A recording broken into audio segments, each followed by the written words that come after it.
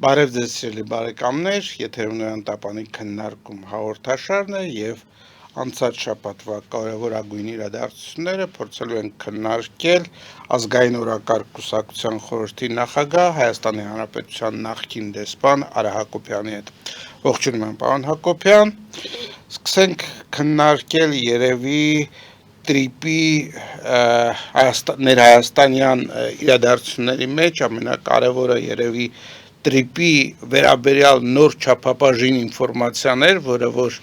հասանելի դառավ հանրությանը, փորձենք հասկանալ ինչ իմացանք մենք այս հատվածում։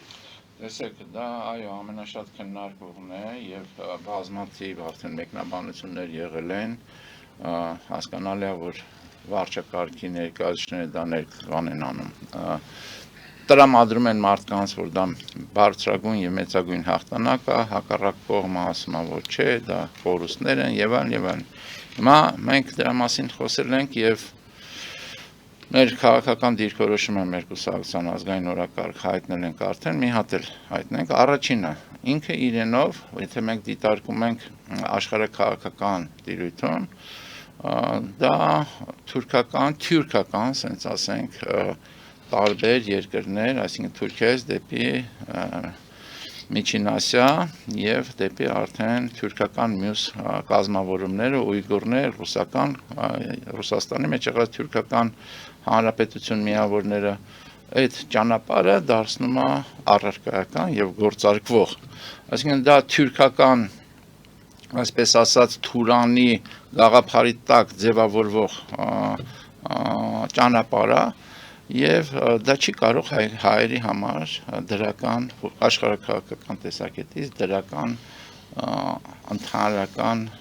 արդյունք լինել կամ արդյունք գնահատվել։ Հիմա ասելով դա անդրադառնանք արդեն դա որպես հենքային դրույթ, բայց անդրադառնանք արդեն առարկայական զարգացումներին, որովհետեւ հայկական կողմը ներկայացնողները չեն գործում հայկական ազգային եւ պետական շահի համատեքստում, այլ գործում են, ինչպես եւ մի անգամ չի որ մենք ասել ենք, ես ասել եմ,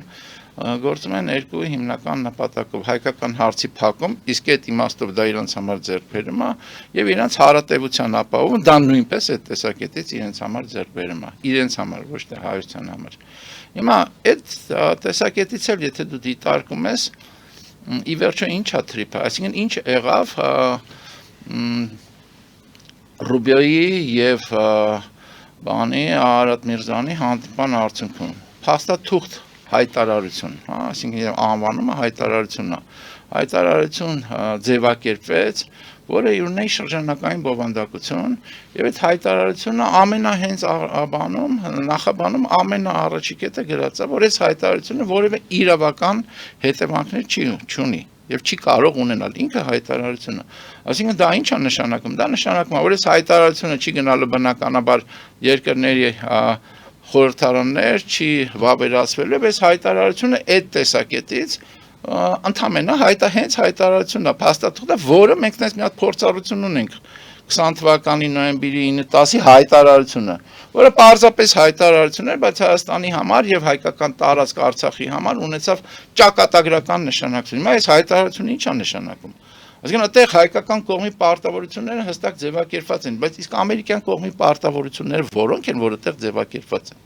Բացի նրանից, որ նրանք ունեն 74% փայաբաժին այդ ձևավորվող ընկերության մեջ, որը պետք է այդ ամեն ինչը զարգացման ընկերություն են կոչել, որը պետք է այդ ամեն ինչը իրականացնի, այնտեղ բազմաթիվ անգամ նշվում է հայկական ինքնիշխանությունը, չգիտեմ, իրավազորությունը եւ այլն, հայտարարության մակարդակով։ Որևէ իրավական հաստատում դրա չկա։ Խոսվում է նրա մասին, որ դա ամերիկյան ներկայությունը երաշխիք է մեր անվտանգության։ Իհարկե ամերիկյան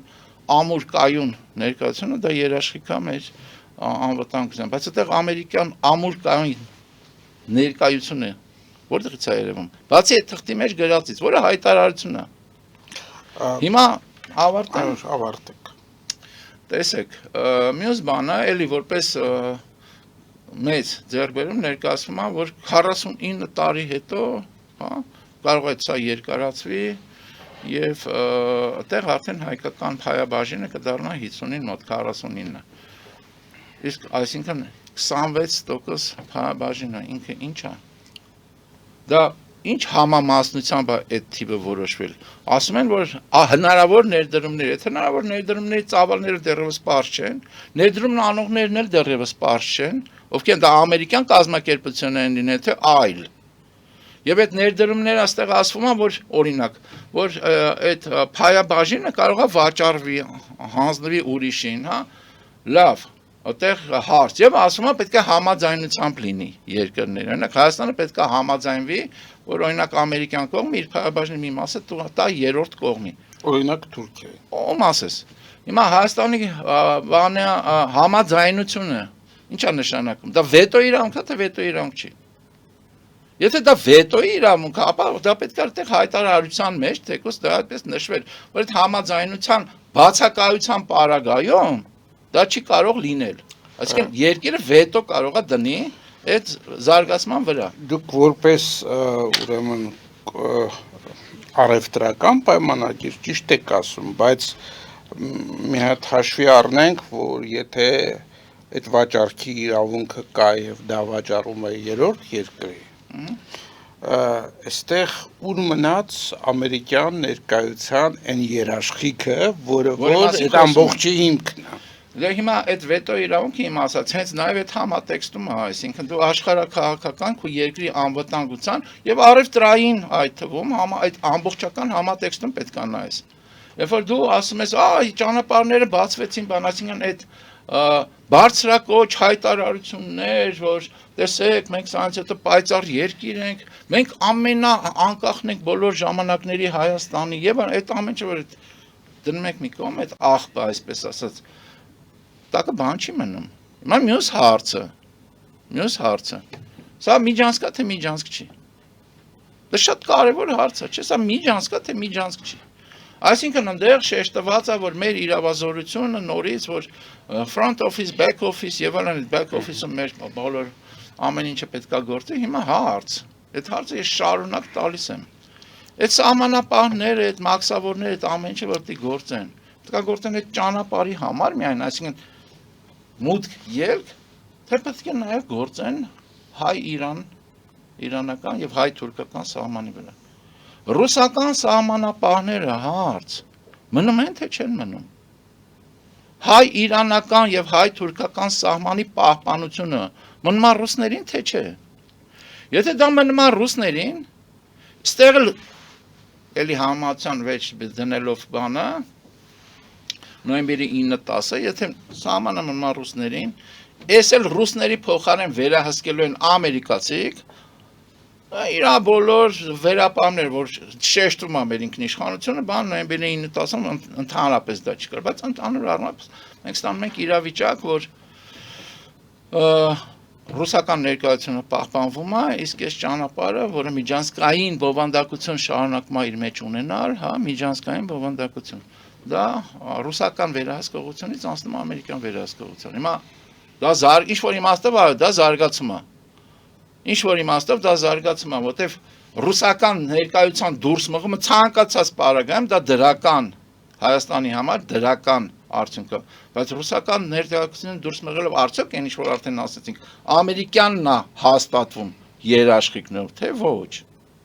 Ես այդտեղ մի քիչ վերապահությամբ կվերաբերվեի այդ անմատությանը, որովհետև չեմ ուզում ասել, որ ասենք նոյեմբերի 9-ը ավելի լավն էր կամ ոչ, բայց եթե նոյեմբերի 9-ի կտրվածքով ենք նայում այդ խնդրին, այդ այսպես կոչված միջանցքը հակակշռում էր Լաչինի միջանցքի հետ, երբ կար Արցախ։ Հիմա մենք փաստորեն կորցրեցինք այդ ամբողջը եւ հիմա չգիտես ինչու այդ ուրեմն Սյունիքի հարավային մասը կամ հարավային ճանապարհը, ինչպես կուզեք ասեք, տալիս ենք երրորդ երկրի, թեկուզ ամենալավին։ Տեսեք, այդ որ բանը համեմատության մեջ էին դնում այդ միջանցքը, Լաչինի միջանցքի հետ, դա նույնպես կեղծ օրակարգ էր եւ փաստերը ցույց տվեցին, որ դա կեղծ օրակարգ է։ Չկա այդպես համեմատություն։ Այսինքն Արցախը Դա ինքը Ալիևն էր անում Ալիևն էր անում, որպեսզի համատությունը բերեր, բայց այդ համատությունը չկար։ Արցախի խնդիրը որևէ կապ չունի Ադրբեջանի եւ Նախիջևանի խնդրի հետ։ Որևէ կապ չունի։ Ոչ պատմական կապ ունի, որ աշխարհագրական կապ ունի, որևէ կապ չունի։ Այսինքն պատմական կապ այնուամենայնիվ ունի։ Այն իմաստով, որ երկուսն են հայկական տարածքներ են։ Պատմական կապ ունի նաև այն իմաստով, որ երկուսն են 21 թվականի պայմանագրերով են տրվել Ադրբեջանի այդ տեսակետից, բայց Արցախի առանձին վերցրած խնդիր, որը իհարկե դա ճիշտ չէ, որ Արցախը առանձին վերցրած խնդիր էր դիտարկվում, չէր դիտարկվում համահայկականության դաշտում, բայց դա դնենք այս պահին դնենք Արցախի առանձին վերցրած խնդիր էր լուծվում, չէ՞։ Եվ այդ Արցախի առանձին վերցրած խնդիրը կապ չունի Ադրբեջանի եւ Նախիջևանի հետ։ Ինչ կապ ունի։ Եվ այդ կապը արհեստական կապ էր, եւ նոյեմբերի 9-10-ի մեջ դա մտցնել հենց այդ միտումը ուներ, եւ արդյունքում Արցախը գնաց Լաչինի Միջանց եւ դրա առնչվող ամեն ինչ գնաց, ամեն ինչ կորցրեցին, բայց այդ կետը մնաց։ Այդ կետը մնաց եւ այդ կետին անընդհատ հղում էին անում միջև այս տրիպը եւ ռուսները եւ թուրքական կողմը, թուրք-ադրբեջանցիք։ Այդ կետը մնաց։ Որտեւ ոչ ոք ոնց որ ասում են, ինքս ինքան բոլոր կետերը, որը վերաբերում էր Արցախին, հոց ցնդեցին, բայց այդ հայտարարության մեջ այդ կետը մնացել էր։ Այնպես որ համեմատությունը այդ տեսակետից կոռեկտ է ռուսները թուրքերի հետ միասին անպայման պետք է այդ միջանցքը ունենային իրանց վերահսկողության տակ։ Հիմա ռուսները սահմանը վերահսկում են, թուրք-ադրբեջանական, ինչպես եւ ես ասացի, ոչ միայն թուրք-ադրբեջանական, Թուրանի ճանապարհը բացվում է, ամերիկացիք վերահսկելու են այդ ճանապարհը իրենց ձևաչափերով, հայկական կողմին տալու են ինչ-որ գրոշներ։ Արդյունքում գրոշներ։ Եթե չվտանգեն նաև այդ արդեն հյուսիս հարավ հիմա ես անպայման ուզում եմ դրան անալ հիմա մյուս հարցը որտեվ այդ հայտարարությունից հետո արտաքին գործերի նախարար ներկայացող Արադ Միրզյանը ասեց մի բան իր հարցազրույցում ասեց որ սրանից հետո լինելու է կանոնադրությունը դա մասին ոնց որ ոչ ոք չի խոսում Այսինքն այս զարգացման ընկերության կանոնադրության խնդիր կա եւ որը բնական է։ Այսինքն դրա մասին ոնց որ ոչ ոք չի խոսում։ Այդ կանոնադրական դրույթները նույնպես առաջնային են լինելու։ Եվ այդ կանոնադրությունն էլ ենթադրում եմ, գոնե դա պետքա գնա իրավական բաների հաստատման։ Խորհրդարաններ, որովհետեւ որևէ իրավական պարտավորություն պետքա լինի երկրների մեջ։ Հատուկ նշված է որ չկա այդ իրավական պարտը։ Եթե այդ իրավական պարտավորությունը չկա, երաշխիքը չկա, այդ կանոնադրությունը։ Ձեր հարցը։ Հյուսիս հարավ ճանապարհը անհնարին է, չէ՞, չհատի այդ տրիպ կոչեցալ ճանապարհին, այդ Միջանցկին։ Հնարավոր չի, չէ՞ որ չհատի։ Ոնց է հատել, դա ոնց է կազմակերպել, որ չհատվի։ Չէ, միևնույնն է վերևից, թունել, դա չի կարևոր, ինքը այսինքն այդ ճանապարհը մյուսի հետ որոշակի հարաբերակցության պարագայում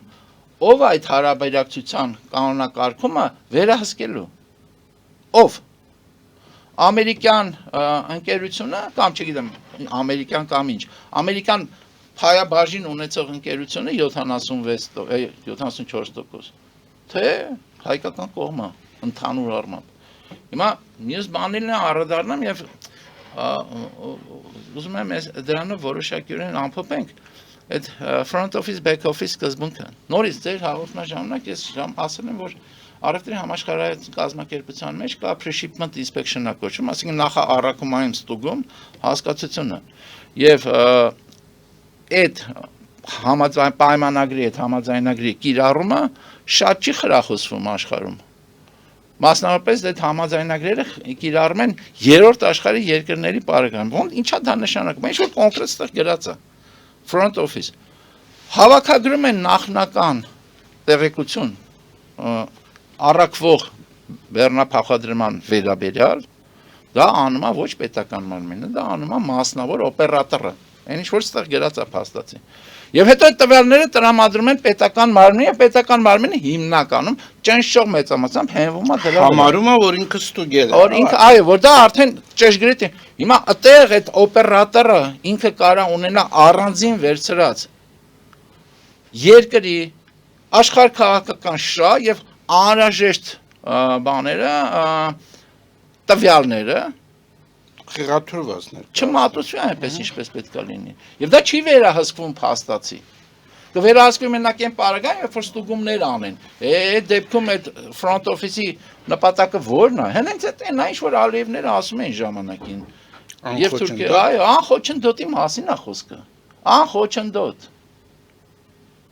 Վտանգները, ռիսկերը շատ են։ Այս պահին անհասկանալի է,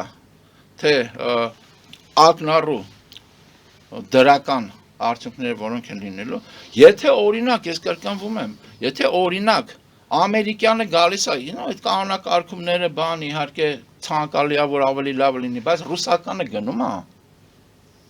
Այսինքն ռուս-թուրքական այդ հաղորդակցող անոթները կտրվում են ամերիկյանի ներկայությամբ, հա? Այսինքն մենք մնում ենք առերես թուրքերի հետ եւ ամերիկացիների հետ, դա դրական զարգացում կներ, բայց հերիք չէ, ռուսներն են մնում։ Ամենայն դեպս այս պահին տենց է, հլա ամերիկացիք էլ գալիս են, բա դու այդտեղ ով ես, այդ թուրքերի թուրաններ բացում ես, այսինքն այդ ամբողջը անում ես ինչ-որ կոպեկների համար, ասում է, մեզ ներդրում ես, այդ տարածքը, որ դու քու շատ են սիրում ասել, բան, ինքնիշխան տարածք, այդ քու ինքնիշխան տարածքը, ասում է կառուցապատման իրավունք ենք տալ, չէ՞, ինքնիշխան տարածքը տրամադրում եք փաստացի։ Օտարին, այդ որ օտարն է, այդքան էական չէ։ Դա արժեք չունի, այն ներդրումները, որ գալու է տարածքի արժեքից շատ է լինելու։ Այդ տարածքը եւ որպես տարածք, եւ որպես աշխարհ քաղաքական հատված անարժեք, այսինքն ավելի կներեք բառս, մեծ շատ մեծ արժեք ունի, անսահման արժեքավոր է։ Դու այդ ո՞նց ես պայմանավորվում։ 49 տարով։ Ես կարծում եմ, որ Հայաստանի կառավարությունում եւս շատ բան չգիտեն այս ամբողջի, թե ինչպես է լինելու, եւ հիմնականում այսպես ձեռքեր մատները խաչանելով գնում են առաջ, որ թվում է թե առաջ ենք քայլում, մի բան կլինի, մի բան կանենք, որովհետեւ տրամաբանությունը խնդիրները լուծելու համայն դեպս այս անցած տարիների ընթացքում միշտ եղել է այսպես, խնդրեմը կգա, փորձենք խնդրեմը լուծել։ Տեսեք, իմ կարծիքով կարևոր շատ դիտարկում եք անում, ես ձեր հետ համաձայն եմ ամբողջովին, ես ասեցի հաղորդման սկզբում, որ երկու հիմնական խնդիր ունի գործող վարչակարգը, վերարտադրության եւ հայկական հարցի փակման երկուսն էլ այս ձևաչափում իրենց համար դրական զարգացում է, այսինքն վերարտադրության մասով, այս բանը, այս թրիփը որոշակի հովանավորչություն է բերում Նիկոլ Փաշինյանական վարչակարգին, օրինակ ամերիկացիների կողմից, օրինակ թուրքերի կողմից, եւ դա ուղիղ տեքստով, բաց տեքստով ասեց այն օրը Ֆիդանը արտաքին գործերի նախարարը Թուրքիայի, ասեց, որ շատ կառուցողական է մեր Փաշինյանը, այս ամեն ինչը դրական զարգացումներ են, մենք նաեւ գիտենք հետարքի թե ինչ կապ ունի, չէ՞, մեկը մյուս հետ ոնց որ թե։ Մենք նաև գիտենք, որ ինքը ունի ամենամեծ բարձր բարկանիշը, որտեղ իրենց մոտ ընտրություններ լինելու։ Այսինքն շատ կառուցողական է, մենք իր հետ շարունակելու ենք աշխատել, ինքն ամենաբարձր բարկանիշն է։ Հետո ասում են, չէ, ուղիղ չի աջակցել։ Այլ ուղիղը ո՞րն է։ Ես կարծում եմ, որ թուրքական կողմից եւս շահագրգռված են եւ չեն թաքցնում, որ վերընտրվի Նիկոլ Փաշինյանը եւ կարծում եմ, որ թուրքական կողմը անպատասխան քայլեր կանի, օրինակ խոսակցություններ են գնում են մասին, որ մինչև հունվարի վերջը պիտի Թուրքիայի հետ սահմանը բացվի։ Ես չգիտեմ կհասցնեն այս ժամկետում թե չէ, բայց այն որ սահմանը բացվելը դա լինելու է եւս մեկ հովանավորող բան այս ընտրություններին, ես համարյա չեմ կասկածում։ Տեսեք, ես չեմ կարծում, որ սահմանը կբացվի, քանի դեռ հարցը հետեւյալն է։ Միշտ 35 տարի շարունակ եւ դրանից առաջ 135 տարի առաջ, 100 տարի առաջ, լավ ասենք ասենք, Ադրբեջանը դա Թուրքիայի պրոքսին է։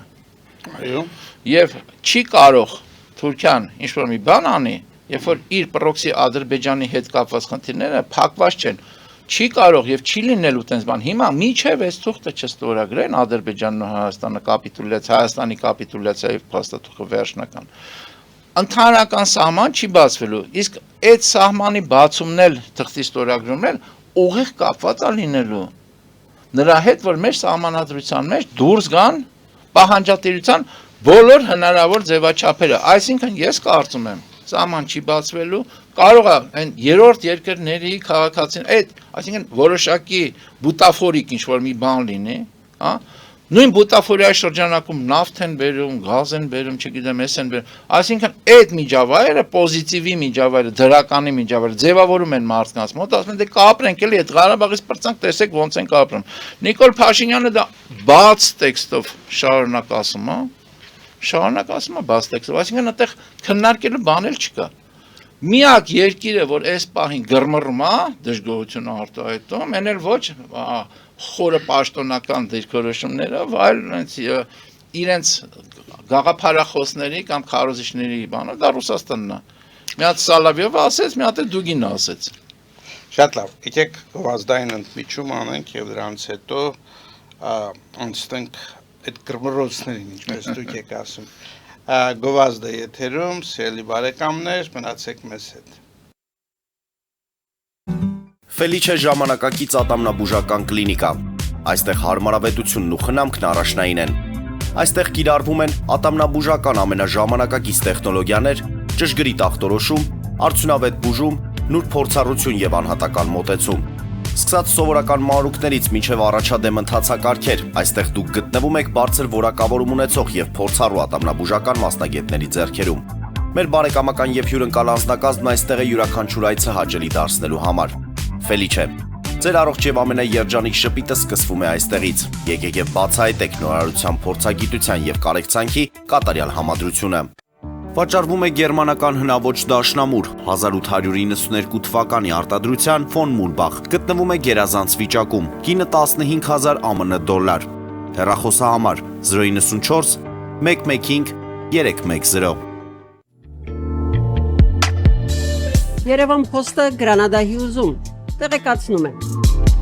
դրամական փոխանցումներ 1%-ով,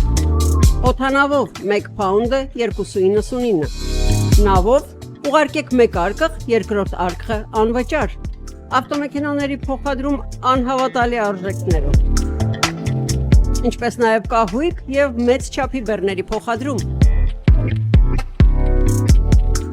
Ջաքփաթ հագուստի խանութը երկրորդ մասնաճյուղն է բացել Գլենդելի սրտում, որտեղ կարող եք ձեռք բերել եվրոպական և ամերիկյան ընտիր հագուստեղեն, կոշկեղեն, աքսեսուարներ, պայուսակներ ամենահարմար արժեքներով։ Նաև կարող եք ցանկացած ապրանք պատվիրել եւ ձեռք բերել կարճ ժամանակում։ Ջաքփաթի Գլենդելի հասցեն է 1135 North Pacific Avenue, հեռախոս 818 813 2252։ Ջաքփաթ հագուստի լավագույն կենտրոնը Գլենդելում։ 60-ից ավելի ճանաչված եվրոպական բրենդների ինքնատիպ, չկրկնվող եւ մատչելի ընտրանին Fortuna Home and Country House խանութ սրահում։ Նորավոճ սպասք եւ կահույք հորեկա բնագավառի համար, տեքստիլ, տնտեսական ապրանքներ, ամեն ինչ գեղեցիկ կյանքի համար։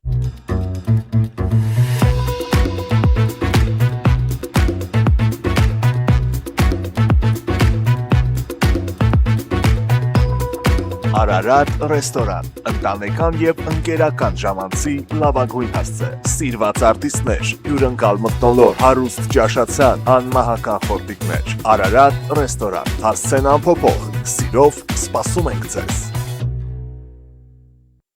Լավագույն պաղպաղակ, բնական, համեղ եւ մատչելի գներով պաղպաղակը կարող եք ձեռք բերել բոլոր հայկական խանութներում։ Պահանջեք հայկական պաղպաղակ, Թամարա պաղպաղակ։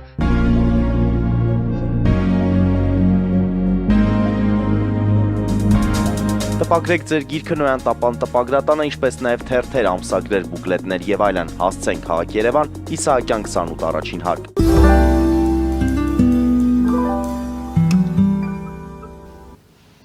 Մենք շարունակում ենք մեր զրույցը Արա Հակոբյանի հետ եւ հաղորդման այս հատվածում անդրադառնանք հանրապետությունում լայն քննարկվող ռուսական պրոպագանդիստ Սալավյովի եւ գաղափարախոս Դուգինի արտահայտություններին, որոնք երկուսը իրար հետ համարժեք էին ըստ էության։ Դուգինը խոսում էր նրա մասին, որ ազգային պետությունները դրանք աղբեն, ժամանակակից աշխարհում պետք է լինեն միայն պետությունները, ովքեր ունեն ատոմային զենք, եւ խոսում էր նրա մասին, որ այս բոլոր պետությունները Հայաստան, Վրաստան եւ այլն, այսինքն խորհրդային միության նախկին այդ սահմանները պիտի վերականգնվեն Ռուսաստանի կազմի մեջ եւ Սալայովն էլ խոսում էր արդեն մեթոդի մասին, հատուկ ռազմական օպերացիա, որով եթե եւ դեպի Ուկրաինա անում են, ինչու Հայաստան չպիտի ան։ Տեսեք, երկուսն էլ արտահայտում են իրական նպատակները եւ թիրախները, որ ունեցել է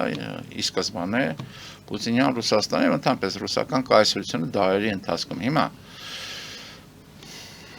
Ուկրաինայում չկարողացան եւ չեն կարողանում լուծել այդ խնդիրը, այսինքն Ուկրաինան վերածել Ռուսաստանի համար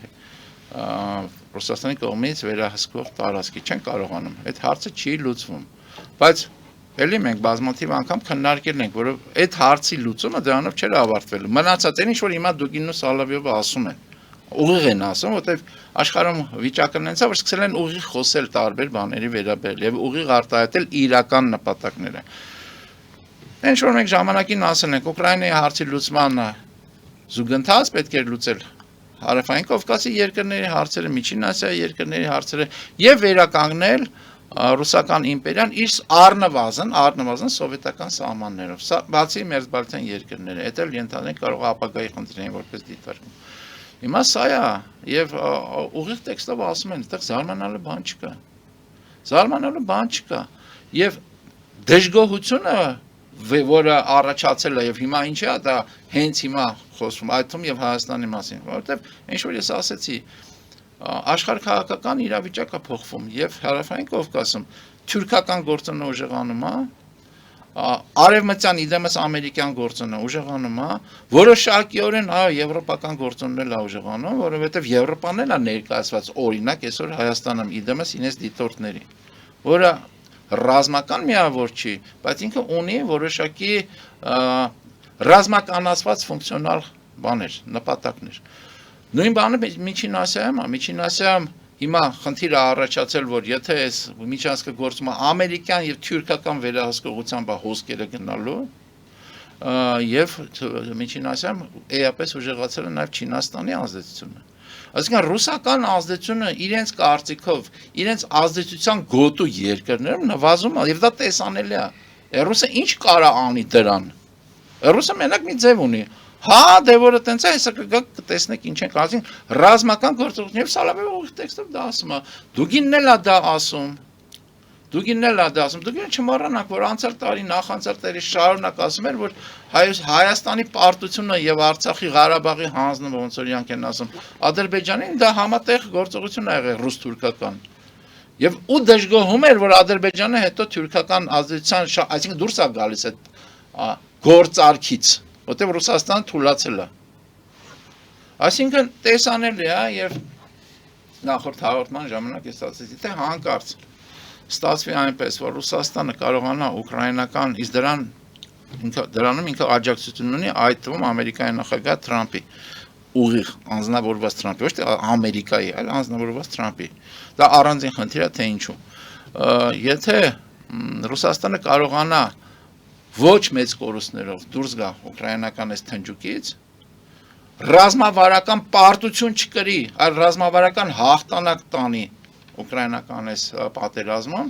ապա մեր համար առաջանալու է գոյաբանական խնդիր, ինչի մասին, ասեց եւ Սալավյովը եւ Դուգինը։ Շատ լավ, քանի որ հաղորդման ժամանակը ավարտին է մոտենում, եկեք այս վերջին հատվածն էլ անդրադառնանք Իրանում կատարվող իրադարձություններին, որովհետեւ այնտեղ իրադարձությունները ամեն օր զարգանում են եւ չնայած ինֆորմացիան բավականին քիչ է գալիս հայտնի պատճառներով, որովհետեւ փակ երկիր է, ինտերնետը չի գործում եւ այլն, բայց այնուամենայնիվ որոշ արդեն եզրակացություններ կարելի է անել, արդյոք ներկա պետական ռեժիմը կարողանալու է պահել իր իշխանությունը թե ոչ։ Տեսեք, անպայման անդրադառնանք Իրան, ես մի հատ կարճ ակնարկ անեմ նաեւ նախորդ քննարկումը շարունակելով անպայման ուզում եմ ես խոսեմ նաև Մահմեդ Արավի, որը երկար տարիներ եղել է Ադրբեջանի արտաքին գործերի նախարար, Մահմեդ Արավի հարցազրույցին, որտեղ ինքը անդրադառնում է տարածաշրջանային խնդիրներին, բայց կոնկրետ անդրադառնում է այս trip-ին եւ ասում է նորից անթակույց են ասում եւ ասում է որ այս trip-ը ի վերջո դա թուրքական ուղի է միջանցք է եւ այդ ընկերության այսինքն այդ կոնցեսիոն պայմանագրային այդ փայաբաժինների բաշխման մեջ անպայման պետք է ներկայացված լինի Թուրքիան կամ Ադրբեջանը գոնե կամ երկուսը միասին, այսինքն դա մեր ճանապարհն է, դա մեր միջանցքն է, մենք այդ ամեն ինչը մենք արել ենք ու տեղ ներկայացված չենք, դա ճիշտ չի, դա բան այդ միջանցքի համար միջանցքը ասում անդադ իրենց բառերով, հասկանալի։ Միջանցքի հավասարակշիռ աշխատանքը դրանից կխախտվի եւ դա արդար չի։ Ուզում եմ ասել, այդ հարցը բաց է մնում։ Եվ այդ հարցը դեռևս դնելու են սեղանին, այն ինչ որ մենք արդեն կնենք։ Ես ենթադրում եմ, որ կդնեն սեղանին եւ մեր իշխանությունները, համայն դեպս այս իշխանությունները դրան առանձնապես դեմ չեն լինի։ Ես եմ կարծում, որովհետեւ դա չի խանգարի իրանց վերարտադրման, այլ ավելին կօգնի։ Հիմա ու կփակի հայկական հարցը, այսինքն երկու հիմնական նպատակը կյանքի կոչվի։ Հիմա անցնենք Իրանին։ Տեսեք, դժվար է իհարկե գնահատականներ տալ, տպավորություն գոնե այն լուրերը, որ գալիս են, տպավորությունը հետեւյալն է, որ որոշակիորեն լարմը նվազել է, բայց դա չի նշանակում, որ գործող ռեժիմը, այսինքն բանը, կրոնապետական այդ վարչակարգը վերահսկողությունը բացարձակ սահմանել է, ամերիկացի աջակցություն խոստացան իրանցի բաներին, ապստամբներին, եթե կուզեք, բայց այդ աջակցությունը չցուցաբերեցին եւ խոսքա գնում նրա մասին, որ մի շարք արաբական երկրներ, մասնավորապես Կատարը եւ Սաուդին, բան են ունեցել Թրամփի հետ ազդեցություն են ունեցել Թրամփի որոշման վրա, այն իմաստով, որ ասել են չի կարելի հիմա դանել ելնելով իսլամական սոլիդարությունից։ Բայց մյուս կողմից էլի այն վիճակը, որ կար միջև այս ապստամբությունը, չեմ կարծում, որ այդ վիճակին հնարավոր է հետ գնալ, հա։ Եվ ես հույս ունեմ, նորից եմ կրկնում, որ որոշակի փոփոխություններ կլինեն, զարգացումներ կլինեն, որոնք կբերեն կրոնապետությունից դեպի ազգային պետություն։ Պահպանելով դավանանքի կրոնի նշանակությունը։ Բայց կրոնապետությունից դեպի ազգային պետություն, իմ կարծիքով դա է այն լուծումը, որը գոնե հայկական տեսակետից, մեր տեսակետից ամենաշահեկանը կարող է լինել։ Դեվ հակառակ պարագայում մենք ունենում ենք լարում, մենք ունենում ենք Իրան, որը ընդհանուր առմամբ մեր համար բարեկամ երկիր է եւ հազարամյակների ընդհանրություններ ունենք իրար հետ եւ պատերազմներ ունենք եւ ամեն ինչ եղել է, բայց ընդհանուր առմամբ մենք քաղաքակրթական որոշակի ընդհանրության մեջ ենք Իրանի պարսիկ ժողովրդի հետ եւ Իրանում ցանկացած պետական տեսակետից օրինակ մասնատում, հա, օրինակ քաղաքացիական պատերազմ, դա մեր համար շատ վատ լուծում է։ Դա համար համընթաց զարգացումը, որի հնարավորությունը ոնց որ կա այսօր։ Ոնց որ կա, բայց դա նշանակում է, որ կողմերը, օրինակ կրոնապետերը Իրանի, պետք է իրանք նույնպես գնան դրան։ Իսկ դա շատ դժվար է, որտեղ իշխանության այն չափը, որ իրանք ունեն, արդեն, չգիտեմ, 40 քանի տարի այդ իշխանության չափից հրաժարվել է հաշվի առնել նաև ինստիտուցիոնալ, չէ՞, մենակ կրոնապետերը չեն, ինստիտուցիոնալ լուրջ բաներ կան, կառույցներ կան, որոնք այդ իշխանությանը սովոր են, եւ այդ իշխանությունը անսահման իշխանություն, անվերահսկելի իշխանություն է փաստացի։ Դրանից հրաժարվելը այդքան հեշտ չի եւ այդտեղ նորից եւ արաբական երկրներ եւ Ամերիկայի արևմուտքի որոշակի Ամերիկայի մասնավորապես դիրքորոշումը կարա բերի որոշակի բարեփոխման ընթացքի եւ վերականգնվի պարսկական ազգային պետությունը, որը մեր համար ելեմ կրկնում կլինի իրական լավագույն լուծում։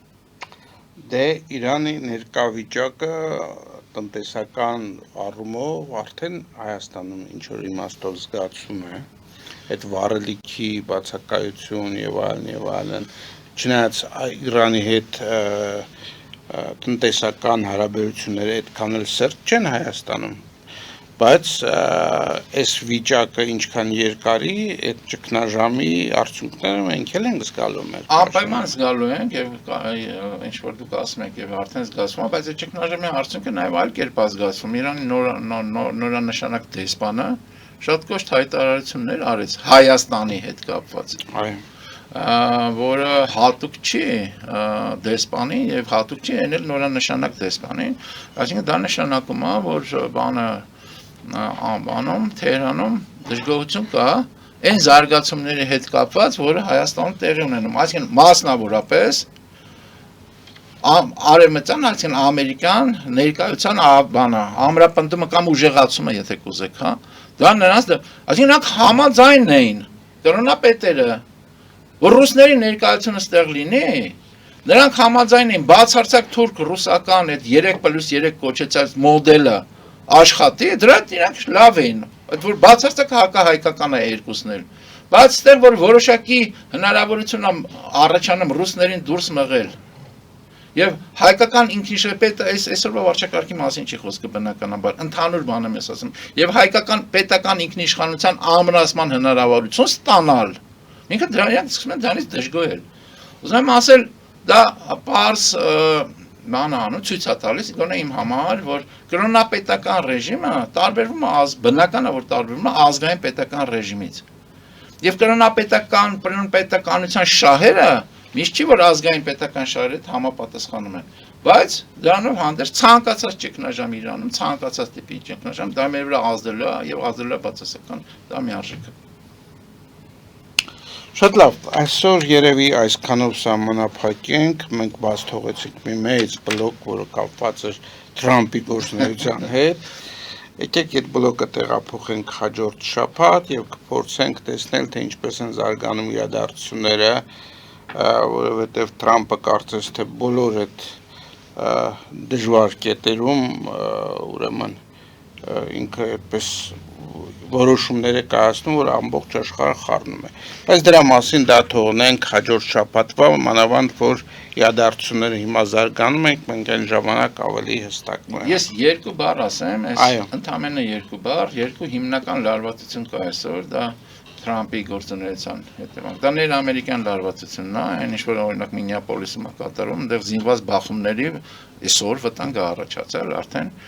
այսինքն ներամերիկան այդ սև ու սպիտակի հին ու նորերի, այն ինչ հայտնի է, մենք դրա մեջով անցել ենք եւ շարունակում ենք անցնել, պոպուլիզմին հատուկ դրսևորումները, որ ներամերիկյան ճգնաժամ կարող է ստեղծել դա մեկ եւ տրանսատլանտիկ ճգնաժամ, այսինքն Եվրոպա, Եվրամիություն եւ ԱՄՆ, դա ՆԱՏՕ-ի հետ է կապված, Գրենլանդիա եւ այն, դա ավելի մանրամասն քննարկում ենք ունենանք մյուս անգամ, որտեղ դեպքերը զարգանալու են, բայց այդ երկու լարումը առկա է եւ դա Թրամփի գործունեության հետևանք է։ Շնորհակալություն պարոն Հակոբյան, սիրելի բարեկամներ, սրանով հաղորդումը ավարտում ենք, հիշեցնեմ, որ մենք զրուցում ենք ազգային օրակարգ կուսակցության խորհրդի նախագահ Հայաստանի Հանրապետության նախկին դեսպան Արա Հակոբյանի հետ, մաղթում եմ ձեզ ամենայն բարիք եւ մինչեւ նոր հանդիպում։